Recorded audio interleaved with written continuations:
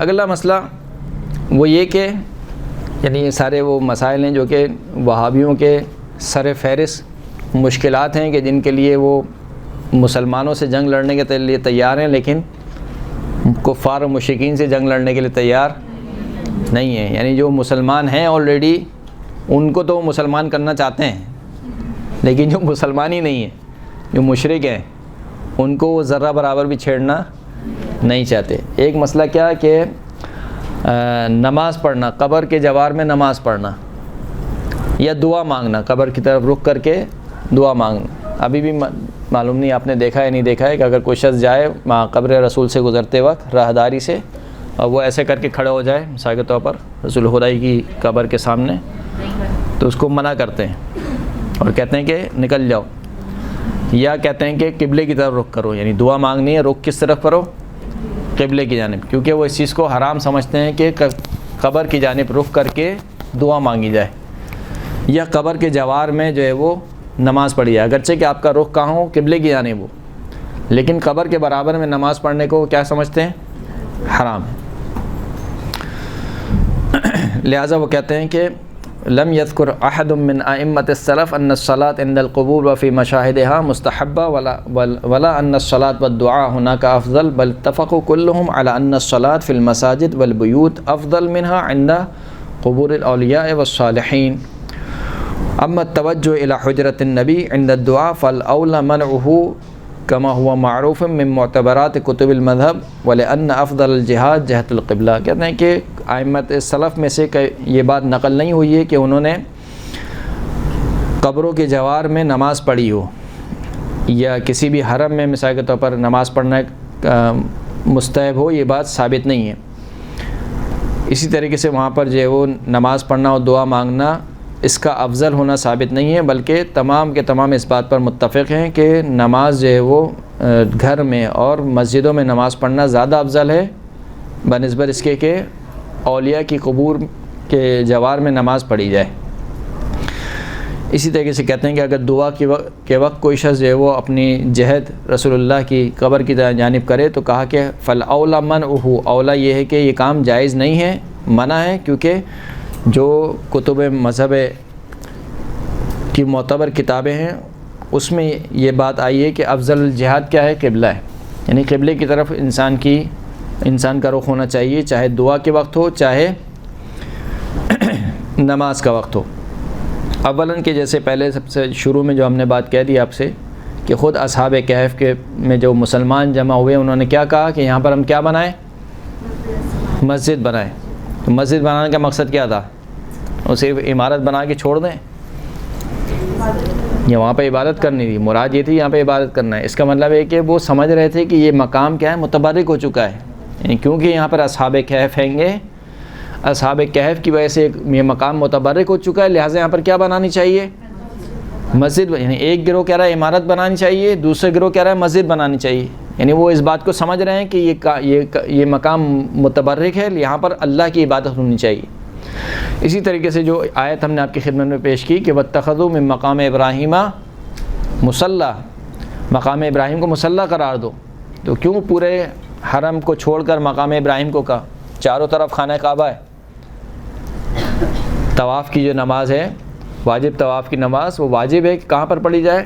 مقام ابراہیم کے پیچھے، آپ کہیں اور نہیں پڑھ سکتے ہیں۔ واجب نماز آپ کہیں بھی پڑھ سکتے ہیں، چاروں طرف میں سے کہیں سے آپ پڑھ لیں قبلے کی طرف رخ کر کے، فجر کی نماز، ظہر کی نماز، کوئی بھی آپ کو نماز پڑھنی ہے، لیکن طواف کی نماز آپ کو کہاں پڑھنی ہے؟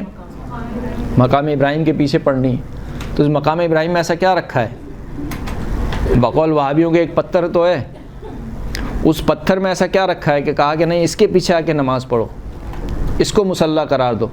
تو اس کا مطلب ہے کہ کوئی نہ کوئی بات ہوتی ہے کہ جگہ متبرک ہو جاتی ہے مرنے والے کے نسبت سے، جب اس کی نسبت ہو جاتی ہے اولیاء خدا کی جانب، انبیاء کرام کی جانب، تو وہ جگہ کیا ہو جاتی ہے؟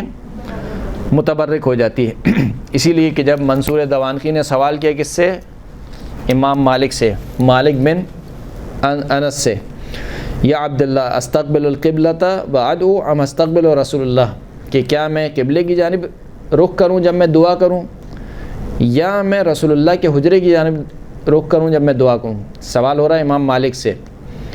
سوال کرنے والا ہے ابو جعفر یعنی منصور دوانقی عباسی خلیفہ چھٹے امام کے دور میں، کہ میں دعا کرتے وقت قبلے کی جانب رخ کروں یا دعا کرتے وقت رسول خدا کی قبر کی جانب، رسول خدا کے حجرے کی جانب رخ کروں؟ مالک نے کہا کہ لما تصرف وجهك عنه وهو وسیلتك ووسیلۃ ابیک آدم الی یوم القیامہ، کیوں تم اپنے چہرے کو پھیرتے ہو اس ہستی سے جو تمہارا وسیلہ ہے، یعنی رسول خدا جو وسیلہ ہیں خدا تک پہنچانے کا، نہ صرف تمہارا وسیلہ ہے بلکہ تمہارے بابا حضرت آدم کا بھی وسیلہ ہیں، الی یوم القیامہ یعنی جو قیامت تک وسیلہ ہیں اللہ کا، کیوں اپنے رخ کو پھیرتے ہو؟ یعنی کہا کہ دعا تو تمہیں اللہ سے ہی مانگنی ہے، چاہے تم کعبے کی طرف رخ کرو، چاہے تم رسول خدا کی قبر کی جانب رخ کرو، دعا کس سے مانگ رہے ہیں؟ ہم سب اللہ سے دعا مانگتے ہیں، یعنی اگر کوئی شخص روضہ امام حسین میں بھی کھڑا ہوا ہے تو دعا کس سے مانگ رہا ہے؟ دعا اللہ سے مانگتے ہیں۔ منتہا یہ کہ کیونکہ یہ روضہ امام حسین کا روضہ ہے،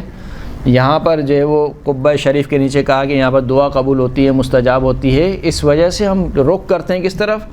امام حسین کی طرف، وسیلہ قرار دیتے ہیں کہ پروردگار ہماری اپنی کوئی حیثیت نہیں ہے، ہمارے اپنے کوئی اعمال نہیں ہے، لیکن ایک چیز ہے وہ یہ کہ میری نسبت اس صاحب قبر سے ہے، یعنی میں اس امام حسین کے پر گریہ کرنے والا ہوں، میں ان کا شیعہ ہوں، لہٰذا اگر میں کچھ نہیں ہوں تیرے سامنے تو اپنے اس ولی کی لاج رکھ لے اور اس ولی کے صدقے میں میری دعاؤں کو قبول فرمائے۔ یعنی اس کے علاوہ کسی بھی مسلمان کے ذہن میں اس کے علاوہ اور کچھ نہیں ہوتا ہے۔ جو شخص بھی دعا کرتا ہے قبلے کی قبر کی جانب رخ کر کے، اس کی نیت یہ ہوتی ہے کہ میں صاحب قبر کو وسیلہ بنا رہا ہوں، نہ یہ کہ صاحب قبر سے مانگ رہا ہوں۔ اور اگر مثال کے طور پر صاحب قبر سے بھی مانگ رہا ہو تو اس کی یہ نیت نہیں ہوتی کہ یہ اللہ کو چھوڑ کر یہی دینے والا ہے، دینے والا پھر بھی کون ہے؟ اللہ ہے۔ ہر مسلمان کا عقیدہ یہ ہے کہ دینے والی ذات کس کی ہے؟ اللہ کی ہے۔ صاحب قبر کو بھی کس نے دیا ہے؟ اللہ نے دیا ہے، سب کو اللہ، یعنی ایھا الناس انتم الفقراء الی اللہ، اے لوگو تم سب کے سب اللہ کے فقیر ہو، واللہ هو الغنی الحمید، فقط خدا ہے جو غنی ہے، بے نیاز ہے اور صاحب حمد ہے۔ تو اگر صاحب قبر سے بھی کوئی شخص مانگتا ہے تو اس عقیدے سے نہیں مانگتا کہ یہ اللہ کو چھوڑ کر یہ مجھے دے دے گا، وہ بھی اس عقیدے سے مانگتا ہے کہ یہ اللہ سے مجھے دلوا دیں گے، اس عقیدے کے ساتھ مانگا جاتا ہے۔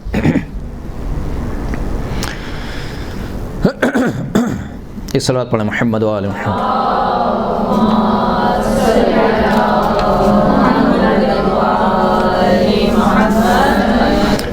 یہی وجہ ہے کہ شیعہ سنی کتابوں میں دونوں میں یہ روایت نقل ہے کہ بی فاطمہ الزہرا سلام اللہ علیہا، اللہم صلی علی محمد و آل محمد،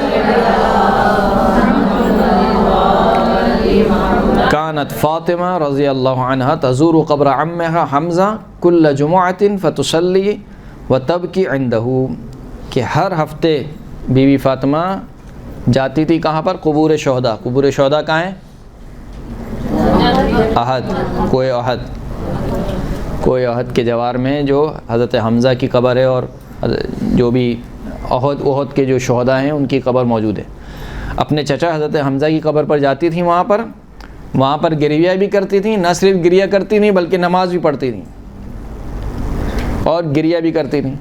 تو نماز پڑھ رہی ہیں قبر پہ جا کر یا قبر کے جوار میں، ظاہر سی بات ہے بی بی فاطمہ قبر کو تو قبلہ نہیں قرار دے رہی ہیں، نہ قبر کی طرف یا قبر کو پوج رہی ہیں، ایسا تو نہیں ہے، بلکہ وہاں پر جا کے نماز پڑھ رہی ہیں۔ تو اس کا مطلب ہے کہ یہ خود مسلمانوں نے نقل کی یہ بات، یعنی بالاجماع یہ بات ثابت ہے۔ تو قبروں کے جوار میں نماز پڑھنے میں کوئی قباحت نہیں ہے۔ ایک صلوات پڑھ دیجیے محمد و آل محمد صلی اللہ علی محمد و آل محمد۔